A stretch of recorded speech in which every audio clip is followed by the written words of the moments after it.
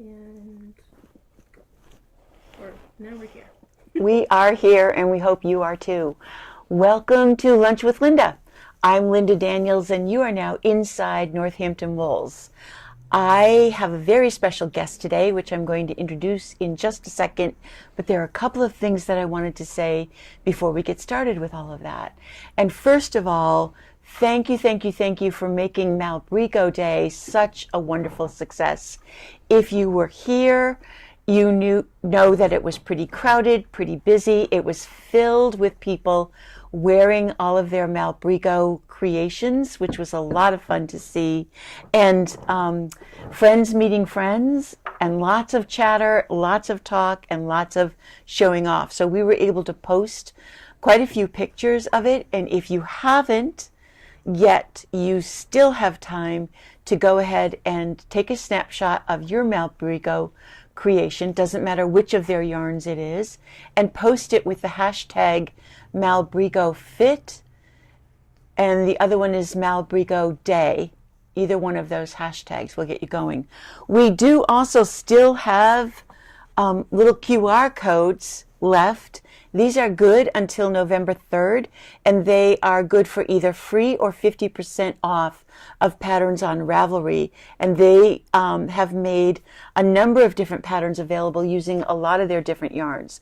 So go ahead, and we'll keep these out basically until, well, let's say through Saturday. Once Saturday comes, then what's left we'll just get rid of, because you won't be able to use them until, or anyway, they're good up until Monday. We've got them. Come get them. We are about to draw all of the names for all of the door prizes from that day, so you'll be getting a call from us sometime this week, and we'll have your door prize here that you can come in and pick up. So that was really exciting. I was really pleased with the turnout for Malrigo Day. We didn't know what to expect, but you guys really showed up, and I am so grateful for that. Vientos, which is right behind us up there, is their newest yarn, and that was really well received. And hopefully in the next week, I will be able to get something done out of it. It's just been nuts planning for these big events one after another, which actually brings me to the next one. This weekend, on Saturday, November 1st, is the Fiberfest down in West Springfield. Adrian and I will have a booth there selling, like I teased you last week, those sock kits, some Emma Ball stuff, tape measures, and a lot of the Hardercraft kits. So if you do go to the Fiberfest, it's open Saturday.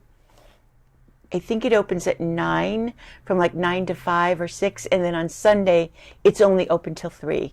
And of the 2 days, if you're trying to avoid crowds, come on Sunday.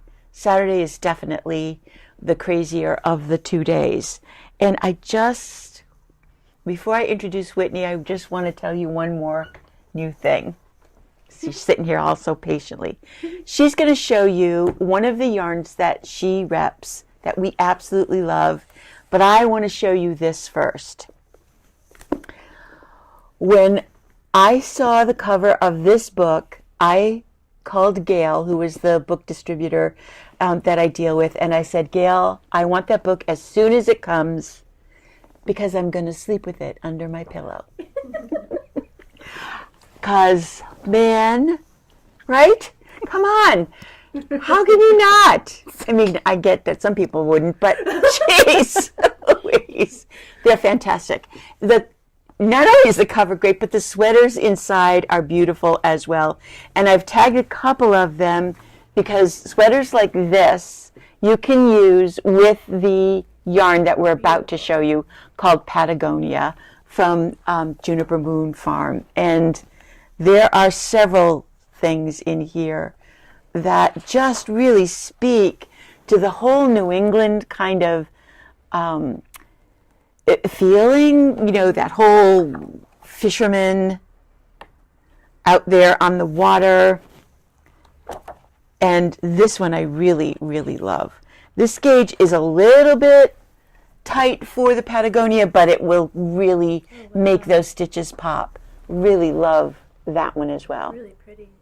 So this is by far my favorite book of the year, and I'm not sleeping with it under my pillow because yes, I'd have a neck ache. But we have plenty of copies of this, so if you're as intrigued as I am, you know, it's one of those cases where, again, if I make my husband one of these, will he look like that?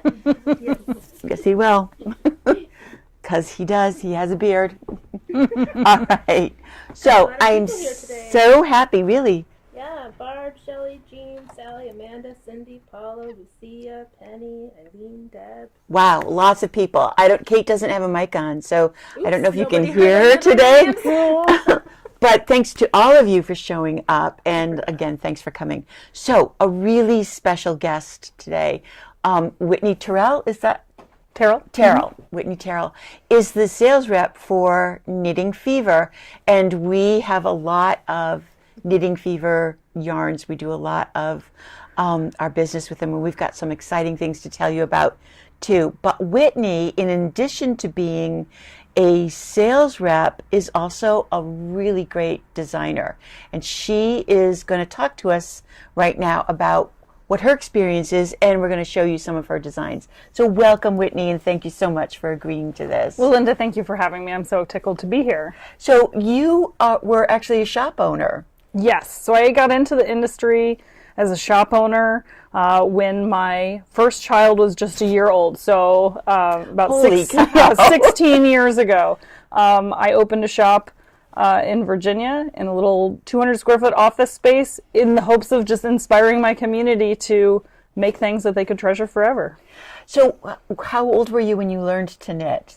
I learned in college, actually, from a professor. We were working on a production of A Christmas Story, and we needed a scarf for Tiny Tim, and it was supposed to look totally trashed, so it was a great way to learn to knit. So it was in the back green room in the college theater, and we just worked on it, and Dr. Southington was very helpful, and so it didn't have to be perfect. No, but it was great. It was great. So I learned to knit and I learned to purl. And then when I was expecting Jane, that oldest child, I was watching my mother knit, and that's how I put two and two together of how to knit and purl in the same row. And from that point, I was off to the races. You must have been, because to go from just basically being a relatively new knitter to opening a yarn store in a very short amount of time, like within 2 years. I mean, there's nothing in the world that that can make up for the confidence and ignorance. What a splendid combination. It really was. Like, I mean, I was in my early 20s. I was like, why not? What the heck? Why not? Let's make this dream come true. So I hired good staff, and we were open 3 days a week, and I still had a full-time job, and, it worked. Wow. It grew from there. That's amazing. Yeah, That's amazing. It's a lot of fun. So how did you go from that to becoming a sales rep? Or was it like a different kind of progression? Well, no, it wasn't a different progression. I opened a second retail store in 2014, and it kind of this opportunity came up. The sales manager for Euro Yarns, which is the other half of Knitting Fever's umbrella, came with my current sales rep to call in the store, and a couple months later he called and said, "Hey, would you be interested in traveling?" It's like, well, why not? This could be great. This could be great. And it was sold as a work for 3 months, and you're home for 3 months, and you're really working through the launch of yarns, and it's grown, and now I've worked in almost all the territories across the U.S. and Really? Yes. I didn't know that. I thought you were just New England. No, I have worked in the Mid-Atlantic. During the pandemic, I covered almost half the country. I've covered the Pacific Northwest. I just haven't covered the upper Midwest and California. So when I say sales rep, I'm not sure that everybody really understands exactly what that job involves, because people often ask me, how do I choose yarns? And my answer is always, well, there's one trade show a year, but the majority of the time it's the sales rep who's bringing yarn to me for me to look at. So describe that process a little bit, if you will. What is it like to be a real sales rep? Okay, so... Or a yarn sales rep. Or a yarn sales rep. So the distributor will have several different brands that are available to you to show customers, and you get to know your customers and find out what their end-using customer, the knitter, likes to make, and what is sort of the style of their store, and what is their personal ethos on, fiber blends and color stories and things like that. And you kind of go through your lines and help them realize what may work and what might not work, and what do they want to take a risk on and what do they not want to take a risk on. And when we say take a risk, it's like, am I picking a yarn that people have ever seen before, or is this something like totally new and totally exciting and I don't know how people are going to receive it? Is it fluffy? Is it textured? Is it super thin? Like what are the projects and things like that? So I bring in big folders of colors, and you would take this yarn and you'd see 60 colors of it, and then you have to pick just however much you want to put on your shelf. So Whitney and I just finished going through what the summer yarns are going to be. And what Whitney kind of said really quickly is that she really spends time getting to know each shop and shop owner. So what we carry is going to be very different than what a store in New Hampshire might carry. And I don't mean very different, because Whitney has select yarns, but she gets a feel, right, for what each shop really will do well with. Isn't that one of your specialties, I think, that you really do get to a little bit of a flavor? Well, I think because I'm also a knitter, I can understand a little bit more about what each store owner's goals are. And everybody has their own style in the way that they interpret the yarns, what kind of projects they want to present to the customers, what kind of story are they telling with their selection of yarns. So yeah, I think that is definitely a unique skill that people work towards but maybe don't have the same understanding, and I don't know. It's a lot of fun. I like the relationship part of it even more than the products that I'm sharing, because I want all yarn shops to thrive, because if they don't, I don't have a place to go and shop for yarn, and that would be an awful world to live in. So because of the relationship that Whitney and I have, she can be very honest with me and say, this probably isn't going to be for you. But Whitney, are there yarns that you get that you're like, oh no, how am I going to sell this? Oh, yes. yes. Sometimes you really have to hold your tongue because you have personal preference, and you right? do that very well, yes. There are some things, like, I love woolly wools. Like, we're going to talk about Patagonia, which is one of my all-time favorites. And it's an organic merino, so it's an easy sell. Like, it's a great price point. It's a huge put up. Like, it's easy. But there are things that I just don't work with that are kind of foreign to me. So instead of projecting my opinion of that product on it, I have to present it to the customer. And I've found that the best way for me to do that effectively is to say less. Exactly. Silence speaks volumes. Yes. And a lot of times. So how long have you worked with Knitting Fever? So I came on board with Knitting Fever about 10 years ago as a Euro Yarns rep. Yeah, and so Knitting Fever is, like Whitney said, it's the umbrella, and underneath that umbrella there are different brands of yarn, like Juniper Moon yarn, and then there's another division called Euro Yarns, and that's a whole different story. So you started with Euro, now you are with Knitting Fever, yes, selling their yarns, and we were just talking, and Knitting Fever is still owned by the original founder. So it's one of those older companies. It is. So the company was founded in the 70s, and at that point there were 2 sales reps.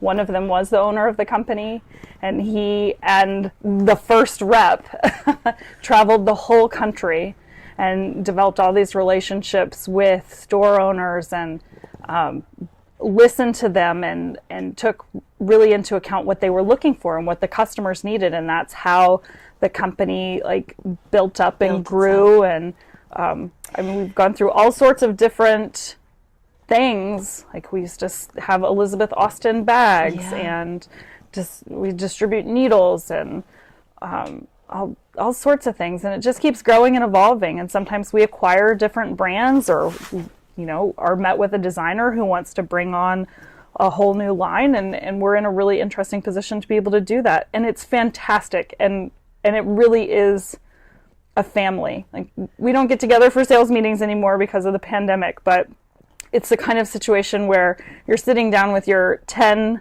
closest cousins, almost, kind of feeling like it's just very tight knit, and everybody passes their plate around at dinner like, oh, you want to try this, you want to try this too. Like, it's very familial, and that's really fantastic.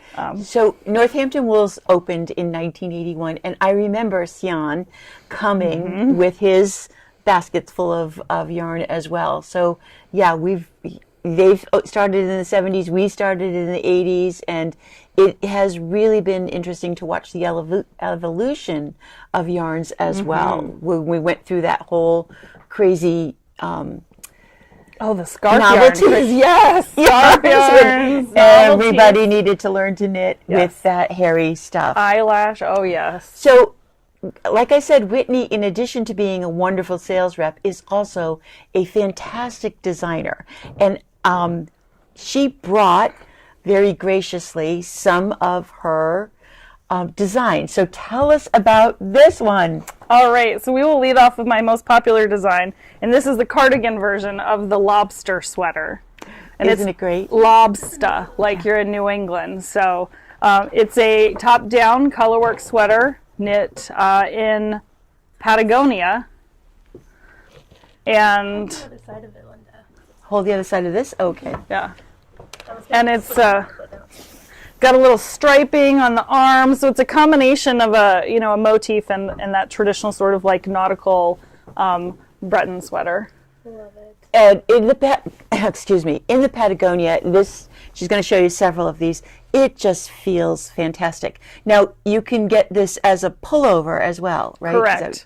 And in the picture on Ravelry. Yes, it is on Ravelry. The lobsters are in red. And my nose is itching me so badly. Oh, Let's move this in. all right. And then I couldn't forget my southern friends. So I made the crab dip sweater. So the crab dip features a little goldfish with a little crab grabbing at his little lunch. So this version is done with a blue crab, but the cardigan has an orange crab, and again with the stripes, because I love a good stripe, and just a big clear motif kind of stranded knit is my jam. It's really great. I just want to point out one other thing with the lobster sweater. Oh yeah, let's turn it inside out. About the pattern. Oh, thank you. So Whitney and I are talking about her possibly doing a class with us.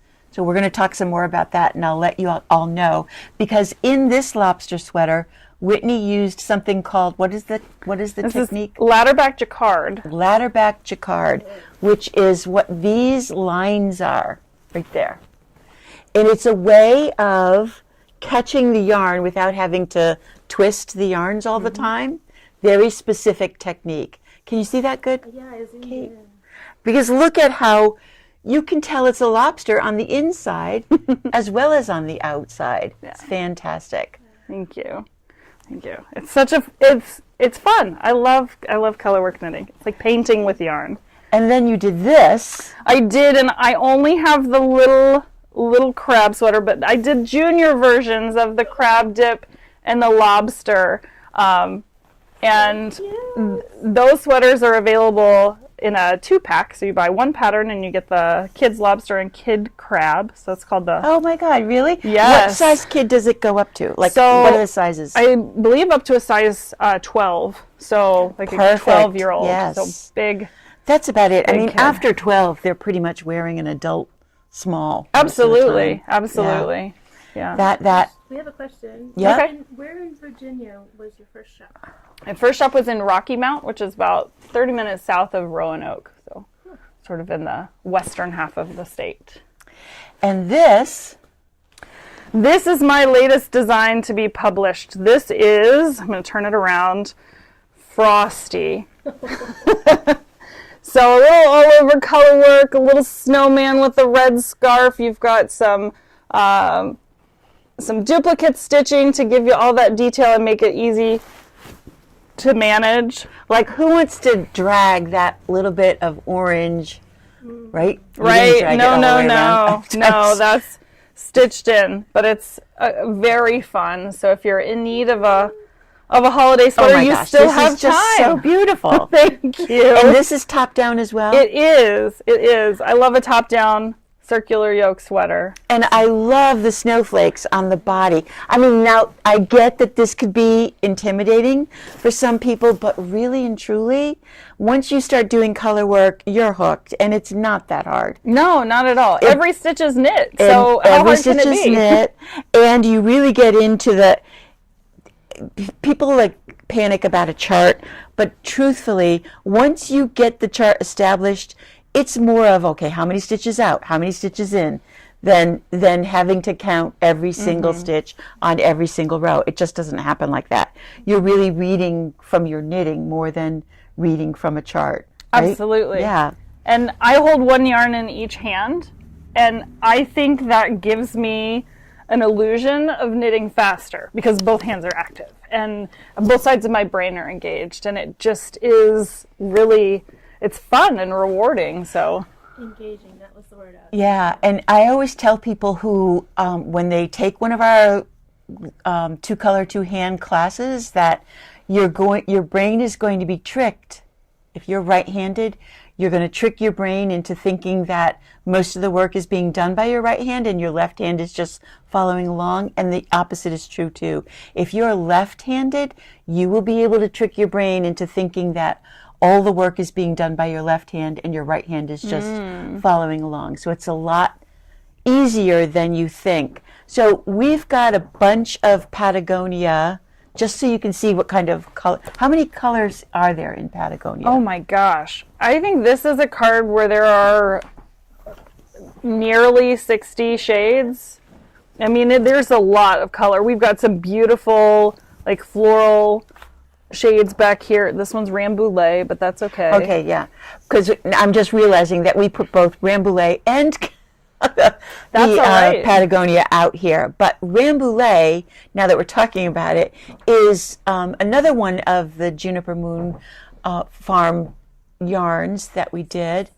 We have 36 colors. We have 36 colors of the Patagonia. 36 colors of Patagonia. We do have the red, and we do have a gray or off-white, and we do have Yes. navy, several blues. We have that denim Absolutely. blue as Look well. at this. So You've if you got- want to duplicate Whitney's sweater exactly, we have the yarn that you need. And what's nice is it's a really big skein. How many yards? So it's 328 yards in 100 grams. Excuse me, 382. 382 yards in 100 grams. And it's an organic merino. And so the it's- average sweater is only going to take at the most 3 to 4 skeins, and that'll do a big size. Yes, yes. So I think most sizes are going to need 3 skeins of your main color and then 1 each of your stripe and your motif if you're... And you probably have enough left over to make a hat. Oh, absolutely. Haven't you designed a lobster hat yet? Yes, I have. There are right. several on Ravelry, so Good. that I have designed. So what I wanted to say was the Rambouillet, which is so soft. This is extra fine Rambouillet, and Rambouillet is the type of sheep.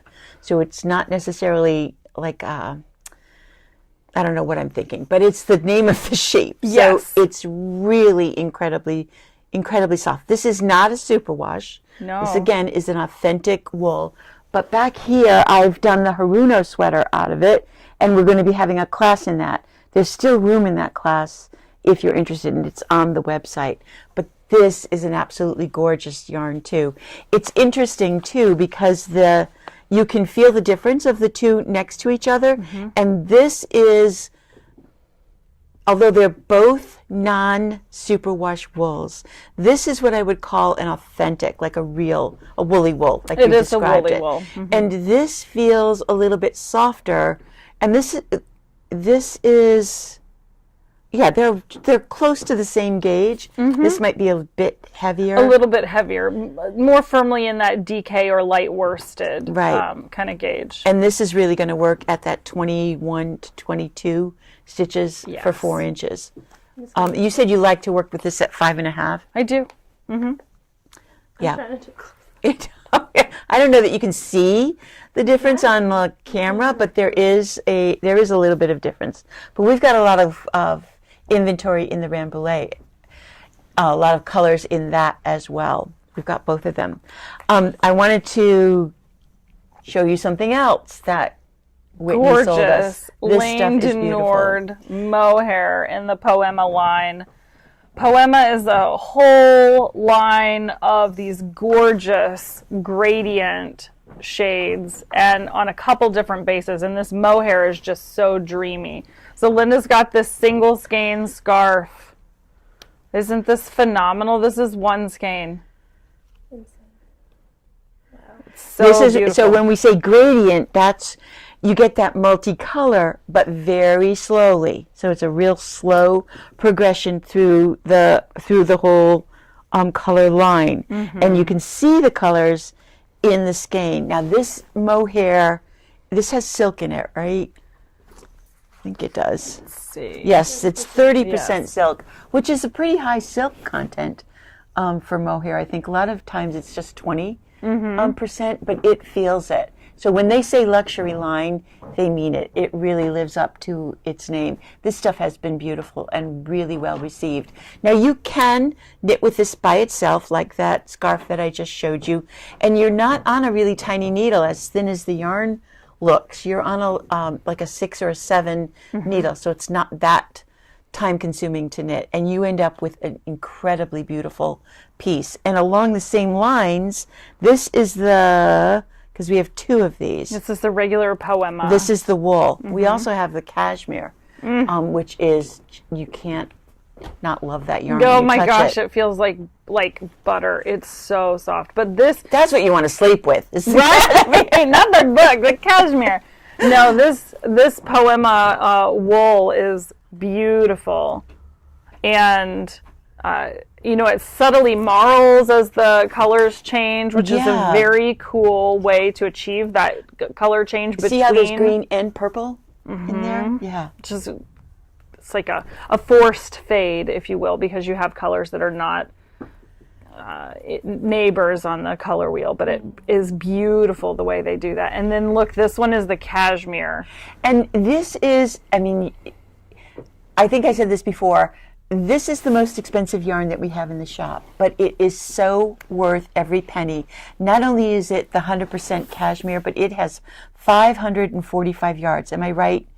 Yeah, so it's actually 80% I'm not 16 micron merino wool, which is a very fine merino. The 16, I think we know from Earth Yarns, is about the finest that you can get and still turn it into yarn. And then 20% cashmere. And even that, like 20% cashmere is way you're more. Really feeling the cashmere on the surface of the yarn. I think it's so really incredibly soft. It's the almost top. like cool feeling. I love that about cashmere. It just has slightly different thermogenic properties, I guess. Oh, you're so smart. Is that the right word? I think it is. Probably. You made me second guess myself. So you are out on the road right now, and just what does that mean for you? How many states do you visit? So I cover only the New England states, so just Massachusetts, Connecticut, New Hampshire, Vermont, and Maine. So it's perfect. It's a tight little territory, and we have so many fantastic shops in this area. We really do. We're very lucky. We're so incredibly lucky. So I am working hard and traveling to see as many shops as possible to help them get ahead of that planning for the spring-summer season. So believe it or not, we're just getting into sweater weather, but we're already starting to think about cottons and linen blends and things like that. So Yeah, can you believe it? I mean, I feel like our season is only really just starting, and we're already thinking about, okay, what am I going to be able to offer you in March and April and for the spring and summer? So that's what we did this morning, and boy, do we have some exciting news, but I'm not going to share it yet. Not yet, not yet. So many great things. The other yarn, one of every season, there is a surprise. There's like a yarn that I'm like, okay, we'll try it. And then boom, it really just practically sells itself and sells out nearly. And one of the other yarns that Whitney sold me was this Young and Trendy. And this is also from that same company, Laines du Nord, which is an Italian company. And they make exquisite yarns. And they play with color in such a unique way. They really do. And this, just to remind you, this is the yarn that I did this hat out of. I'll just move it like that. This is a one skein, simple rib hat pattern. And the tassel on the top is what was left. That's all that I had left from the one skein. It is heavy. Not the yarn, the head. The head is heavy. But this yarn has flown out the door, and if you remember Cody, our 10-year-old knitter from out west, although I think he's 11 years old now, he's knit several hats out of this, and he's making his mom a pair of mittens. So when he's done, we're going to snag him in here again, and he'll be able to show things off. And what I want to also say a big thank you to Knitting Fever, because they saw that interview that I did with Cody, and they sent him a bunch of fun, like a box of needles and yarn for him to encourage him to keep knitting, which he has done. So we're really, really happy for that, and happy and grateful to Knitting Fever, because they really do care about their customers, which I think is one of the reasons why they are one of the few long-time bigger companies that are still in business.